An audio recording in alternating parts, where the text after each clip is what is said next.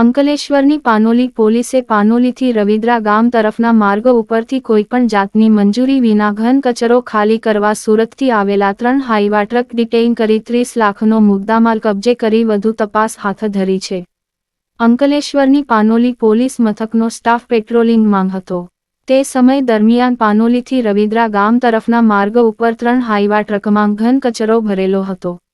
જે ટ્રકને અટકાવી ટ્રકચાલક સુરેશ બચુ નીનામા, રણજીત પનસિંગ વાસ્કેલા અને સંજીત ગૌરી યાદવની કચરા બાબતે પૂછપરછ કરતાં આ કચરો સુરતની સચિન જીઆઈડીસી પાસે ખજોર ડમ્પિંગ સાઇટ ખાતેથી ઘન કચરો ભરી રવિદ્રા ગામના જાબીર પટેલના ખેતરમાં ખાલી કરવા માટે જતા હોવાનું જણાવ્યું હતું.